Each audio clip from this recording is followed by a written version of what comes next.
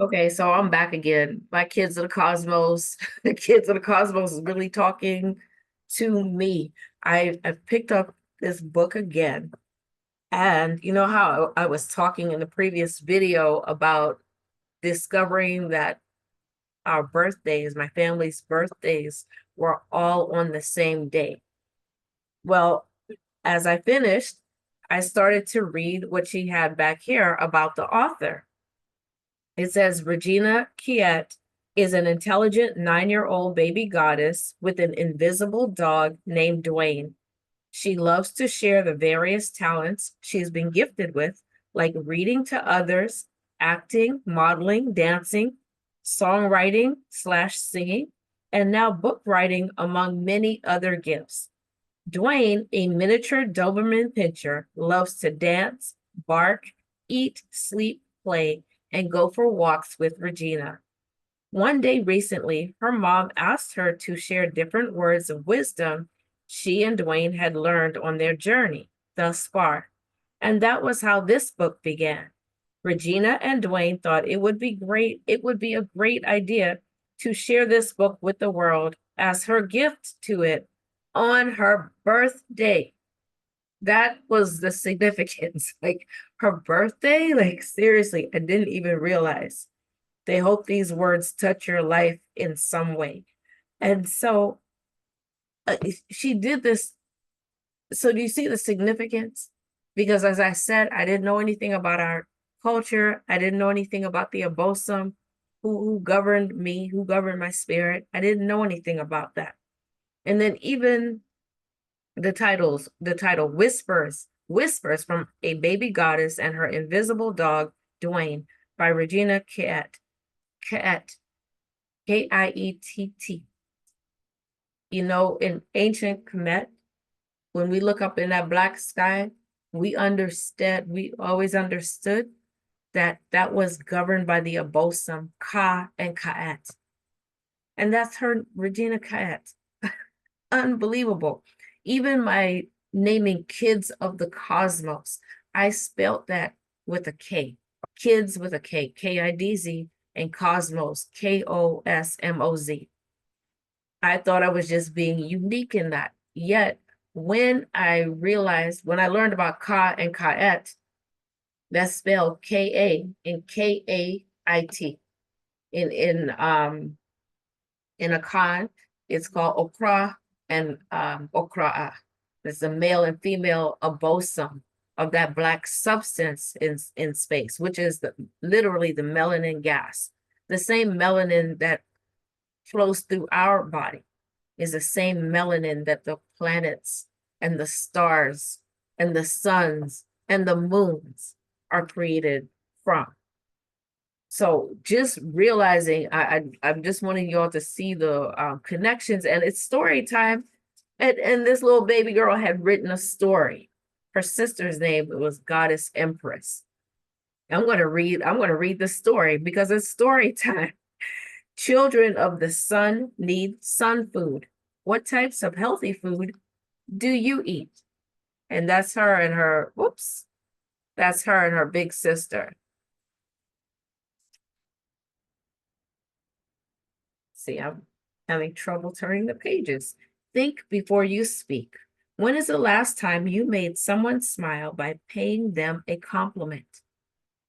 Be a star because stars shine. What makes you a star? Trying to not get it burnt up in the fire, in the flames. Believe in yourself. When's the last time you refused to give up on something? Follow your instincts. What are instincts? Don't judge a book by the cover. Name one thing you're good at. Be open to new ideas. When's the last time you tried something new? You know how old she was when she came to me? I want to say, I think she was 5. I don't even think she was 6. I think she was like 5. This one says, don't give up. What have you accomplished recently that you had to try hard at? Treat people and animals nice, just like you should treat yourself. What's the last nice thing you've done for an animal or yourself?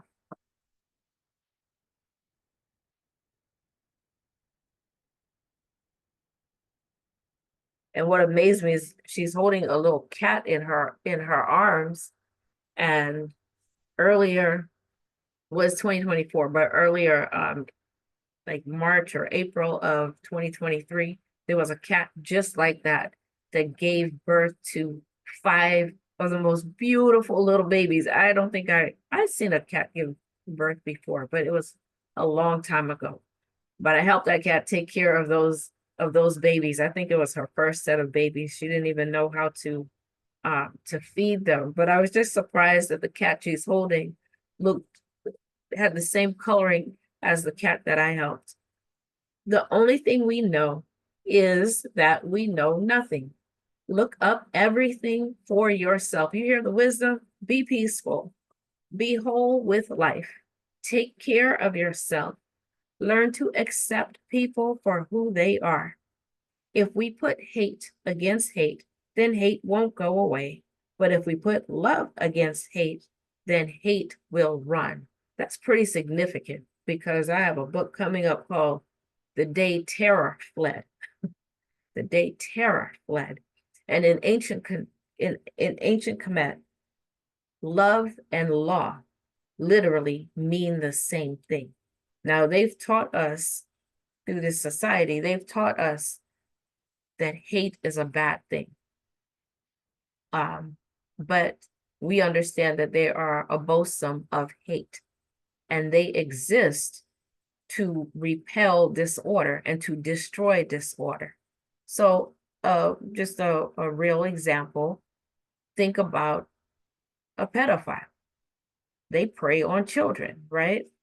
This whole LGB thing, LGB, all those different letters, they came in as, oh, we need rights. We need you to listen to us, to pay attention. But then they started coming for the kids, right? They started to come for the kids. Well, that whole LGBT thing, it goes against the created order. It is an abomination. It is an abomination. It is literally anti-life. It does not produce life. It produces death, and it produces destruction. And they've come to destroy the children, but they're always masked. And so even today across Africa, the United States and these different Western countries are trying to push this on the African countries. And the people are rejecting it because they understand, if you do that, where will the children come from? Where will the children come from? So the abosom of hate operate like the immune system in our body. If there's a cancer cell or some cells that are out of order, what does the immune system seek to do? It moves to destroy it, not to put it in a place and oh, we created a space for you, we love you. No, no, it destroys it, because if it doesn't destroy it, it will destroy you. So this is something that we understood. So when I say they took all of these religions, I said in an earlier video, all of these religions came about as a result of the white and their offspring corrupting our culture, because they understood this was our source of power. When you can hear from the abosom in the moment, you don't have to sit and plan for days and weeks and months and years how to control anything. You're given instruction and you know how to follow it. So if they're telling you, you need to destroy this person or you need to destroy this thing, you already understand what is in alignment with divine order and what moves against divine order. So the abosom of hate literally are abosom who maintain divine order. They destroy disorder for the maintenance of Mother, Father, God's divine order or divine arrangement. And so I just, just seeing all of and I said, when when we go to the altar, it puts a protection around us. So when she says, if we put love against hate, now when she's talking about hate, she's talking about disorder. Yeah, when you bring the law against disorder, disorder will run. The criminals don't do things out in the open when they know legitimate law enforcement is there. If they're illegitimate, yeah, they'll do it because they know that these guys are criminals too. But when you put when you understand that, I said, there is the abosom is expansive and contractive. They're complementary opposites, right? So as a people and as our children, as I was talking about the bullying, because we have not been operating within our culture, we have left boundaries open, boundaries that would naturally be repelled. So we literally send our children out into environments of into toxic environments with no protection. It's like being in a place where, what do they do when they sometimes people have turned on their cars to stay warm, and they're in the garage and they end up dying because of carbon monoxide poisoning, right? If they had an oxygen mask on, they would still be alive. But because they were not protected, that carbon monoxide took their lives. It poisoned their system.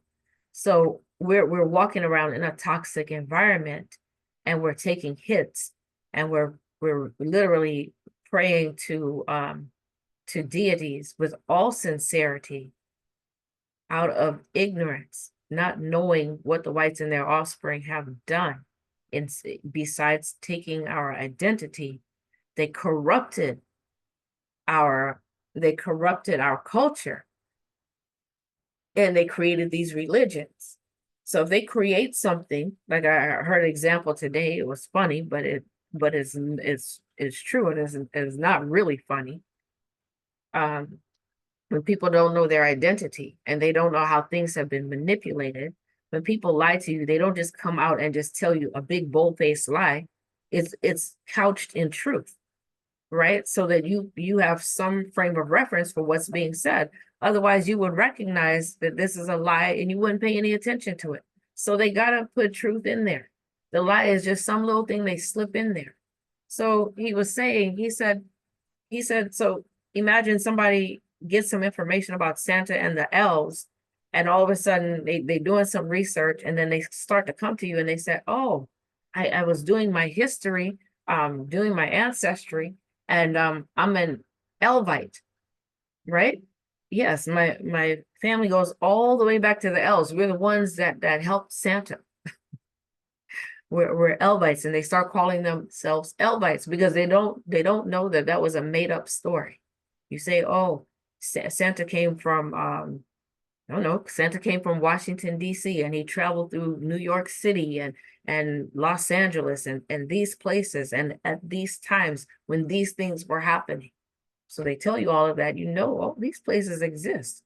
Oh yeah, these things happen. When you don't know where Santa came from, you don't know where the elves came from, but all of a sudden you can trace your history back to them. And so you're praying to maybe Santa or to some master elf or something.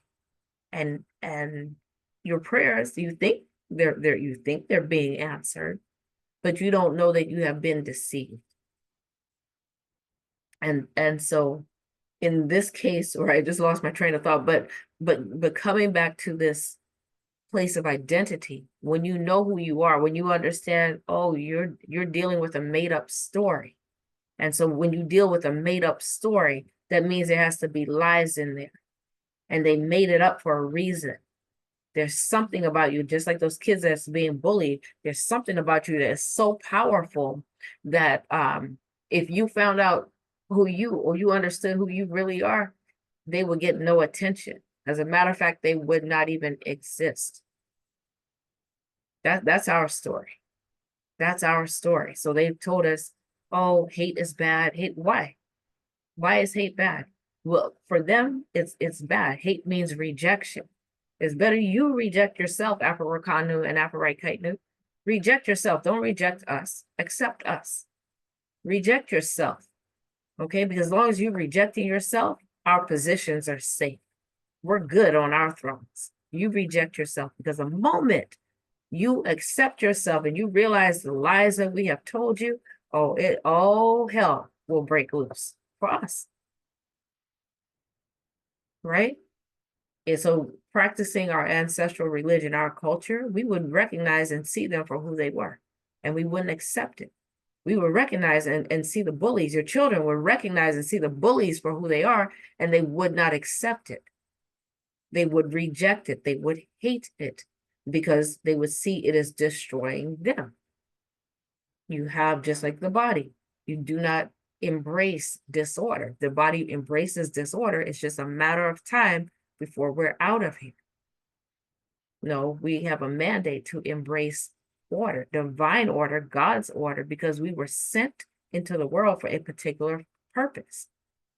That whole thing about bullying, about lying, about loving your enemies. You don't love your enemies. Your enemies are here to destroy you. They're here to destroy the purpose that God sent you into the world for. So it's only your enemy that will tell you to love your enemy as yourself. It's time to wake up.